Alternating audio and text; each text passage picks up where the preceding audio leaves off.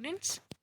In this video, we are going to talk about how cultural and religious reforms gave way to some famous religion that came into existence.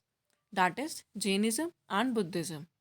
I will make a timeline and show you everything in chronological order so that you get the context and understand the story with respect to time. During the period of 700 to 200 BC, India saw the rise of two very important religions. The arrival of these two religions, Jainism and Buddhism, is seen as a symbol of cultural unity. Before the arrival, India was under the influence of Vedic religion, which is very famously known as Vedic period. And Vedic period was named after Vedas. Historically, Vedic religion was religion of Indo-Aryan. They wrote these Hindu scriptures when they arrived in India somewhere around 1500 BC. The entire Vedic religion revolved around Brahmins playing major role. That's why name is Brahmanism and later became Hinduism. Buddhism originated in 5th century. This was also the time when Vedic period came to an end. Now, हमारा immediate question is what happened during this period? As I said, moments back, the entire Vedic primarily revolved around Brahmins. Due to that, Brahmin considered themselves superior with immense power, which also made them very arrogant. Now, let me tell you about Varna. This Varna, Sanskrit word which means order, color, class. So basically, society was divided into social classes or Varnas. The Varna system was believed as idealized Hindu calling. Alright, so Varna system was believed as idealized Hindu calling. Many historians believed that this logic was to create myth that has absolutely no scientific basis. However, people did not see it as a myth. Varna system, however, became a custom. Right?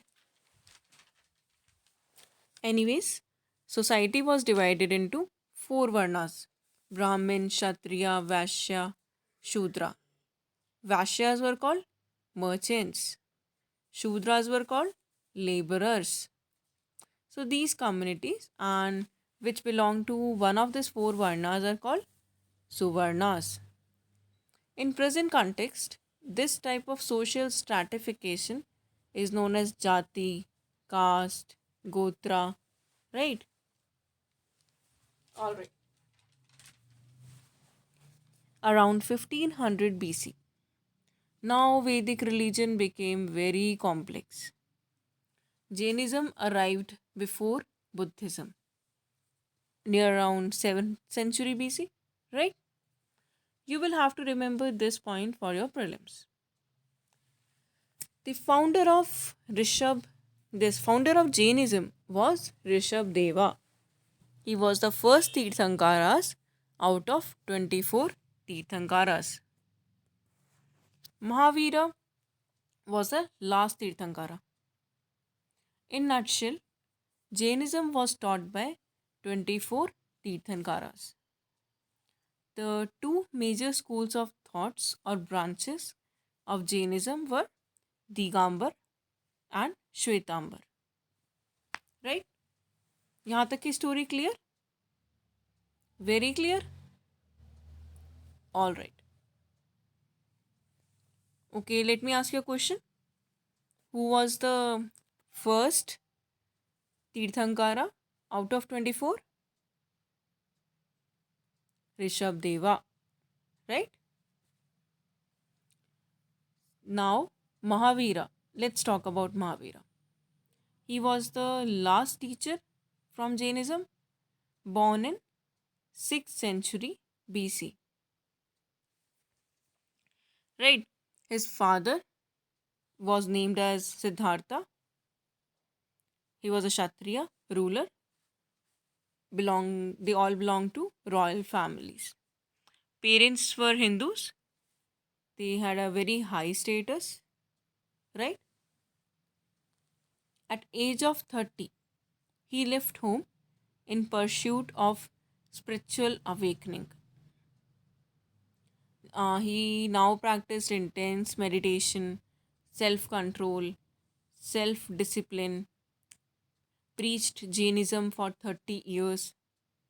So it clearly tells us creation was necessity, that Mahavira was created, that was a necessity for cultural reforms. Right? Any questions? Everything clear till now? Please don't let a single doubt in your mind. Right? So let's move on to towards another religion called Buddhism. Gautam Buddha, born in 563 BC. Where? Any guess?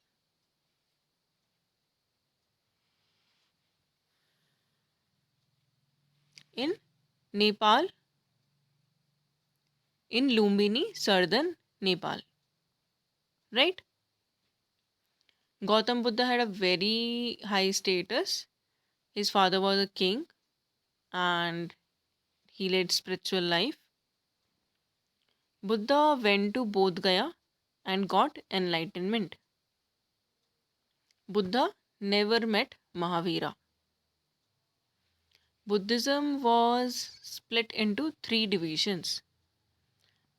Firstly, Hinayan, Vajrayan, and Mahayan.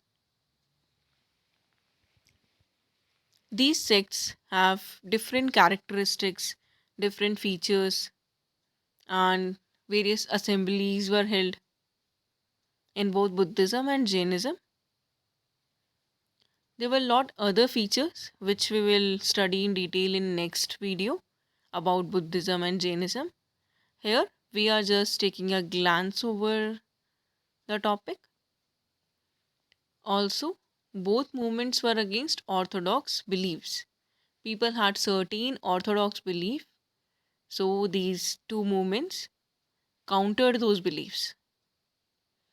Basically, both emphasized good moral life and ethical code of conduct, right?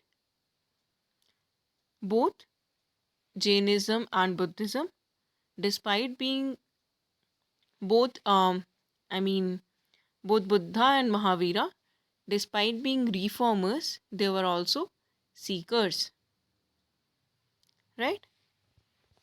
Any question? So, they were also like Buddhism was spread into many countries like Sri Lanka, Mongolia, Afghanistan. There were monks and various set of conduct, set of rules. They built monasteries in Buddhism, various monasteries, monk system, nuns were there. So, and Buddha preached under, he gave sermon in Sarnath, and many other features were there which we will study in detail in next video. Thank you so much. Have a good day.